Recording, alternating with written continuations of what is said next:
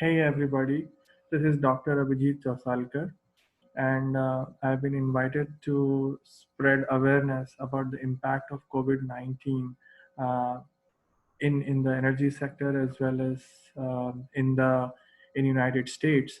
So I am really thankful to the members of the organizing committee of this conference that they gave me this opportunity to help the community from where I come from. And to do that, I've prepared some slides.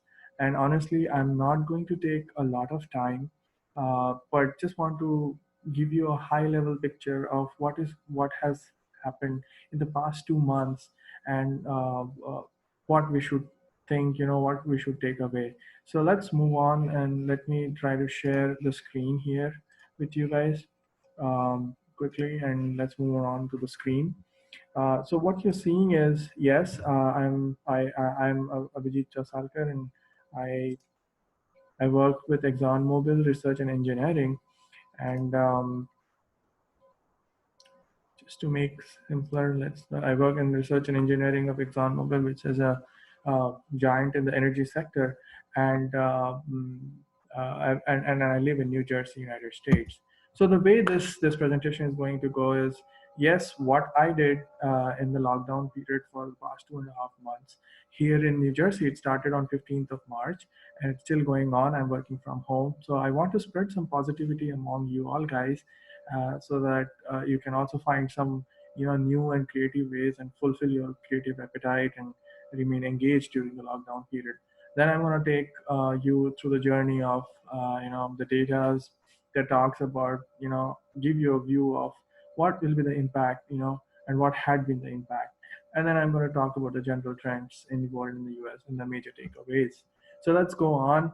So let's start with some positivity. And hey, this is what I did. And you could see that this is a microgreen, and I spent time in doing experiments with different microgreens. So this is a broccoli microgreen, and how beautiful it looks. And I have done it in the kitchen. I don't need to go outside. This is indoor, and the seeds are different. Do not get confused with the broccoli you see in the markets, the big one, the big flower. No, it's not like that. It's a compact form. That's why it's microgreen, and it's full of nutrients, and it's really really juicy and tasty.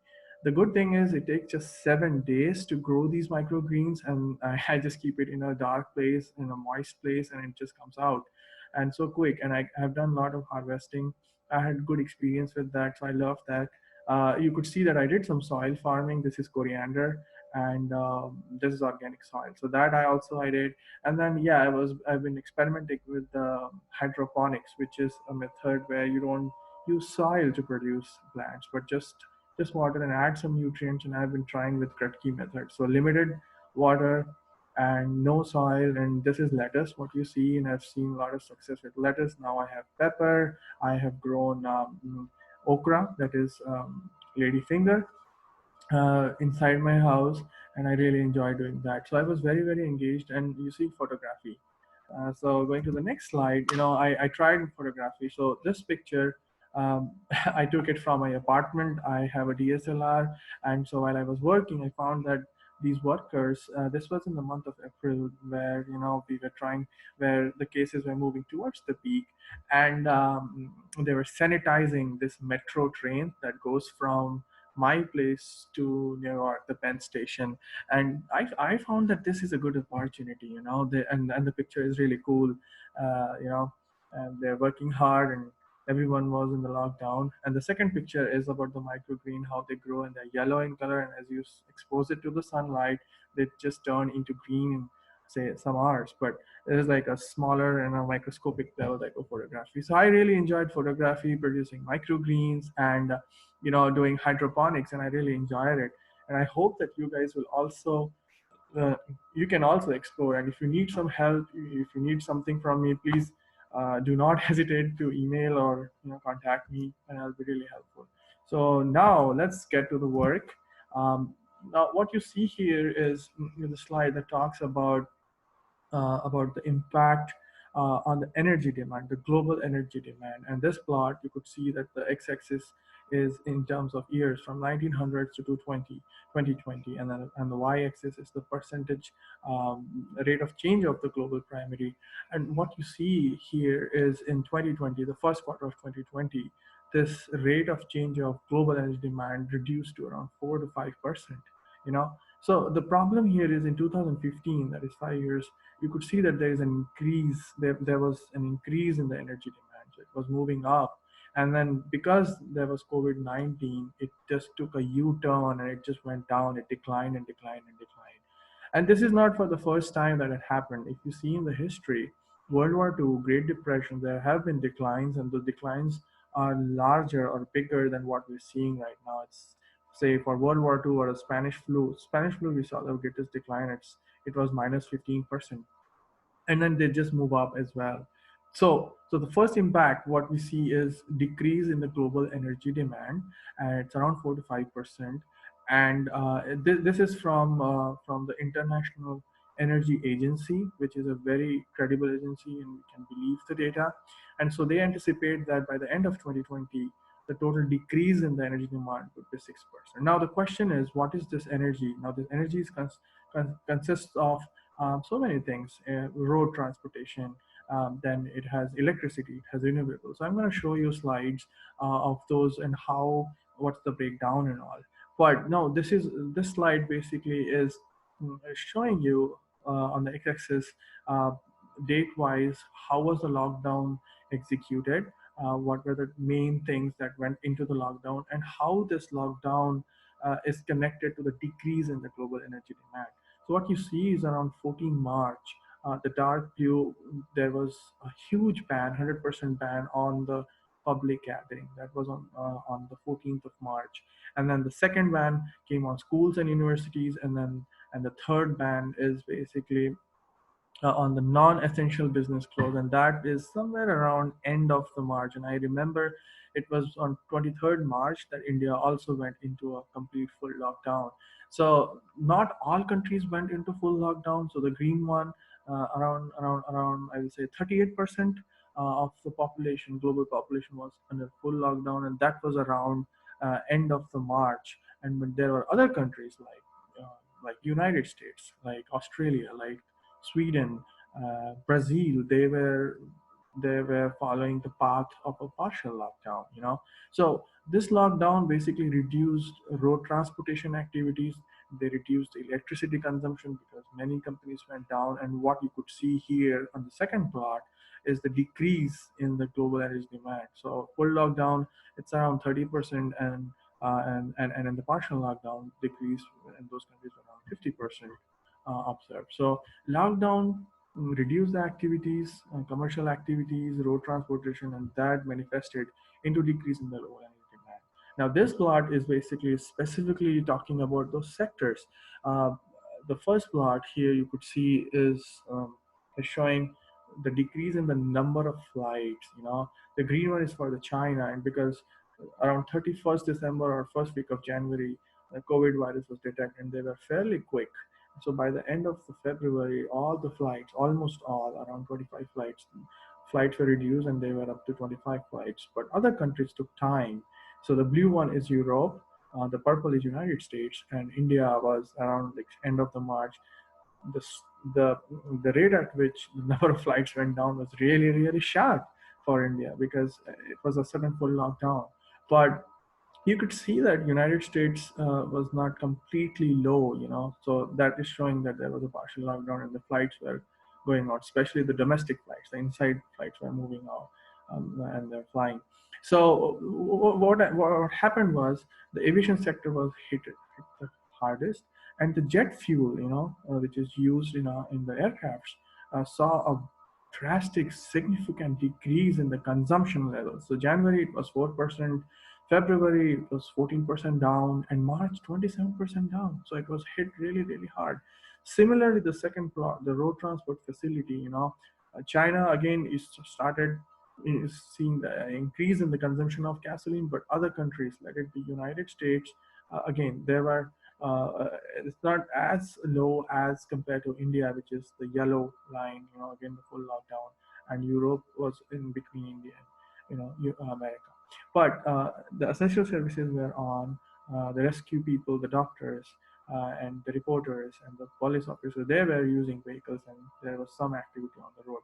But gasoline was was hit the hardest, and in the month of March, the fuel consumption for gasoline was low by 50 to 60%, and in countries like France and UK, it was lower by 70%. That is too much. And the diesel, in the same period, relative to the same period in 2019, the fuel consumption demand for diesel went down by 1.5 million barrels per day. So the outcome that comes out of this is the second impact that COVID virus had is decrease in the consumption of the aviation fuel and the transportation fuel, and they are the worst hit sectors in the energy sector. And now, if I talk about the electricity, this slide basically is showing, the first part is showing the change in the electricity demand, and you could see that for all countries, from the point when the lockdown started till 25th day, let it be Italy, let it be India and Spain, the demand in the electricity went down. Now the question comes out is, everyone was in the house, they were using television, they were using equipment, then why is this low? Because the amount of electricity that is consumed in the electricity in the commercial power plants or commercial industries is way higher than the increase in the residential consumption of the electricity, and that could not compensate. The increase in the residential energy could not compensate for the decrease in the commercial utilization of the electricity. And obviously China came back so quickly, and then they see a steady increase, but still it's below 0%. So yes, the third impact was on the electricity consumption. But the good news was the renewable sector did not get affected. In fact, if you see this plot, projected change the primary energy demand in the coming to 2020, the green part is the renewable sector, and it's around 1 to 1.5% increase is the projected, because there are two reasons. One is to meet the demand, lower demand. Uh, the report of IEA says that the renewable sector was not accounted, and so it was kept isolated from the conventional power sources like coal and even the gas, and that's why you see an increase. Plus, most of the projects started in the past and they started performing well, and so that's why you see better in the renewable sectors. But you see that in the oil sector, the projected um, decrease is around 8%. The coal is around 8.5. Obviously, China is the greatest consumer of the coal, and that's why you see a decrease in the coal demand also, and gas also went down. Country-wise, also Europe and United States are seeing the lowest energy demands. For India, this is for the first time in the history that it has seen lower growth in the energy demand. Before COVID virus, it was seeing an increase in the year of 2019 of around 3 to 4%. So this is exemplary. The impact is really, really negative on the energy sector. But there are some good news, and if you see this plot, um, this is a CO2 plot, and year-wise from 1900s to 2020, CO2 levels in the environment have been increasing and increasing. But due to COVID impact, you see a decrease in the CO2 emissions by 3 to 4%, and it's going to go lower to 8%, for sure. But my friends, let me tell you, this is temporary, and it's not going to stay like that. It's going to go up again. But this is a good news. That's a positive signal. So, what are the key takeaways? In the lockdown, 25% decline in the energy demand was seen in countries where there was a partial lockdown. There was 18% decline. Most of the impact on the energy sector was felt in the month of March. Coal demand fell by 8%, oil demand fell by 5%, and the road transportation fell reduced by basically 50%, and aviation fuel demand went below by 60%. So, and electricity demand went below by 20%. So yes, you know what? Finally, the final outcome, which IEA predicts, and is that the impact will be by the end of 2020 seven times larger than the impact seen in the year 2008, when the world was hit by the financial crisis. So surely it's negatively impacting the energy sector. The COVID-19 outbreak has a negative impact, and that's concerning for many companies directly involved in the energy sectors, as well as companies who are associated and supporting. So by the end, there will be 9% drop in the oil demand, 5% decrease in electricity, but renewables are not going to see a lot of impact. In fact, they're going to grow, and CO2 levels, are going to go lower by 8%. So the positives and negatives both. So and I just want to give now talk about the general outlook about the COVID-19, and this report, COVID-19 status report, is by 30th May, and I've got it from John Hopkins University. Just want to know everyone, friends, that John Hopkins University. Uh, this is my personal opinion that the data is reliable. They collect data from different sources, and what I'm trying to show here is basically, um, main points what I want to show here is New York, which is the most hit state, and I've just selected a county, a district, which is called as Queens, and you see the data here, and what data is indicating is like the county case data of the Queens in New York, 24,842 are the confirmed cases by this time, and 2,200 people have died. So the mortality rate is 8%. That means that if you do an analysis, and this plot basically is giving you distribution of the age, and the purple is are the people is the portion of the population that is between 35 to 64 years, um, and then the orange and the dark orange is like the higher age people. So 65 to 74 and above 75.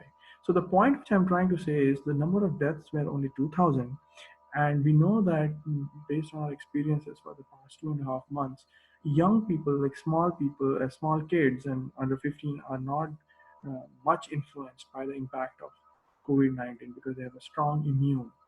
So the count people who lost lives either fall in the mid age group, 35 to 64, and the senior group. Now, based on my experience here, um, based on the reports and what I've heard, mostly people died are in the senior group.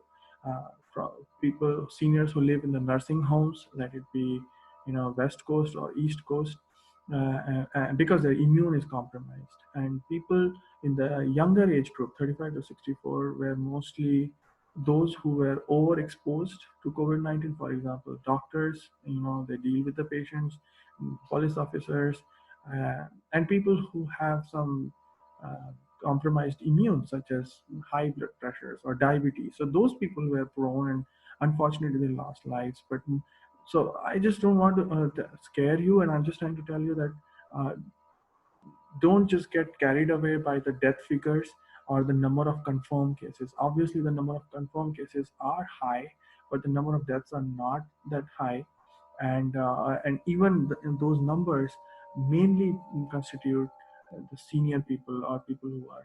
So there's nothing to worry a lot. The second thing which I want to show is that this is a small county, and still they have like around 944 ICU beds. So I was curious, I just got the data, and I compared the population of the New York State, which is around 20 millions, and Mumbai, and they're very similar, 20 millions. But as of now, I just checked the internet and Livement. As per the Livement report, the number of ICUs in Mumbai as of now are just 645. You know, 645, and this county has 944. This is one small district of the New York. So this is very less. And I've been hearing news that 99% of the ICU beds have been filled in Mumbai, and the number of ICU beds in New York are around 3,500. This is the status on April 9th. So what I'm trying to point out is the lack of infrastructure in Mumbai, which is a metropolitan place in India.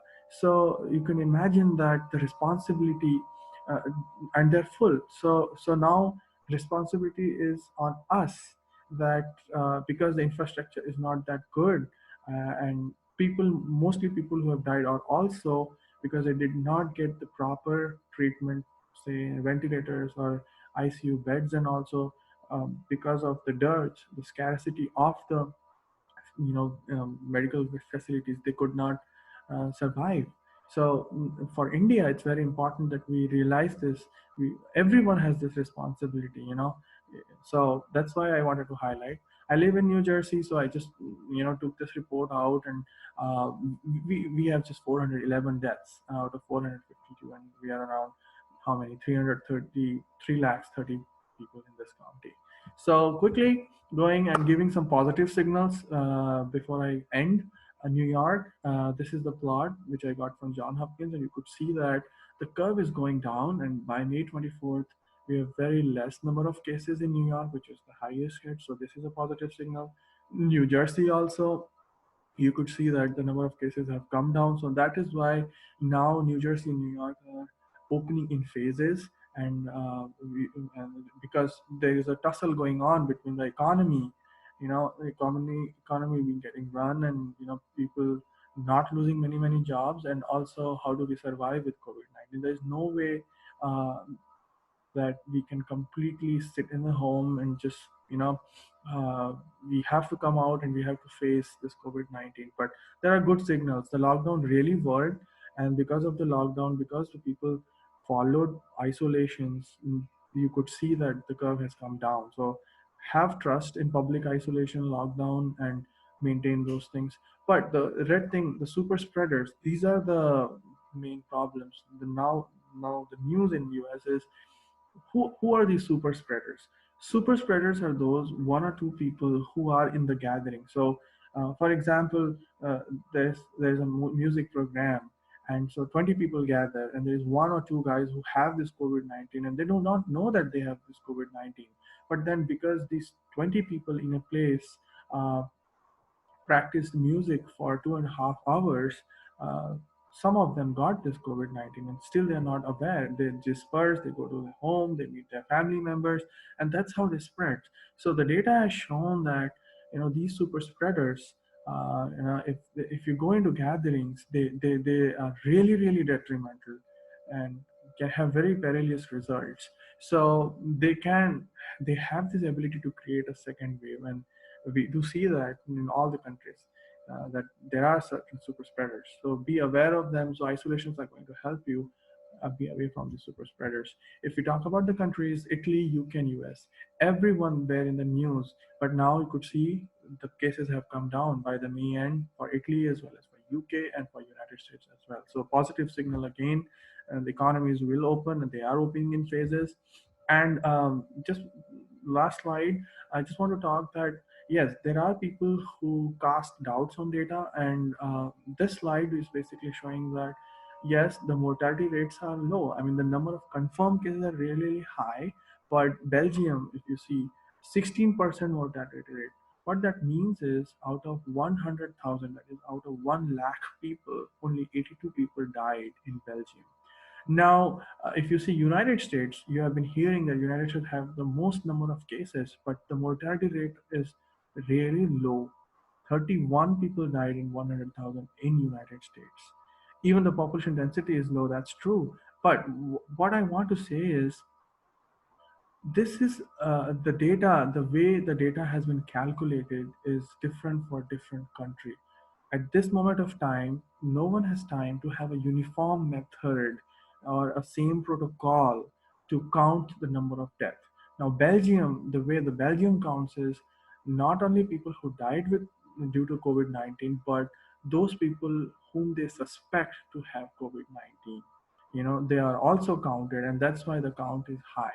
Whereas in United States, only people who died due to COVID-19 are seen as a final count for COVID-19. So Belgium is counting in excess, and it is considered as a most accurate way of reporting the deaths. But whatever be the case, the good news is there are not many deaths. 100,000 people, only 82 people died in Belgium, and this is the most accurate. But there is inconsistency in the way the data is reported. So do not believe completely on the data, but trends are always right? That's what I wanted to highlight here. And finally, I want to just talk about the India here. You could see on the screen that India, you saw the curves in those for the different countries, and they are coming down, but India is still moving up. And you guys are going to see the peaks, in the month of June or July. So be mentally prepared to see the peaks in the month of June and July. But preparation means practicing public isolation. What you every single Indian can do is to have a lower peak, lower peak. And as I highlighted, the infrastructure is not good, so the responsibility is on the shoulders of everybody, everyone. So that's why I wanted to say that week is going to come, be mentally prepared. And by this, I want to wish you a safe future. And I want to end this presentation of mine. And thanks to everybody. And I hope that people got some positivity out of this presentation. So thanks a lot.